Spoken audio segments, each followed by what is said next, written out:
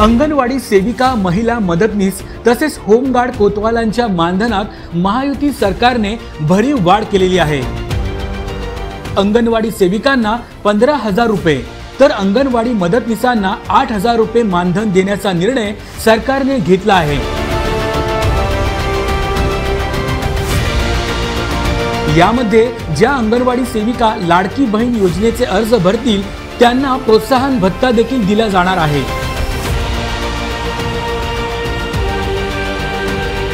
याकरिता राज्यभर विशेष 4,860 शिक्षकांच्या पदांची निर्मितीही केली जाणार आहे।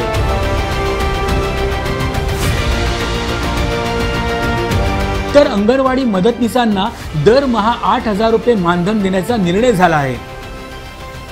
कोतवालांच्या मानधनात वाढ करून त्यांच्याकरिता कल्याणकारी योजना देखील सुरू करण्याचा निर्णय महायुती सरकारने घेतला आहे। त्याशिवाय होमगार्ड आणि कोतवाल यांचा कामावर असताना मृत्यू झाल्यास त्यांच्या वारसांना अनुकंपा तत्वावर नोकरी देखील देण्यात येणार आहे।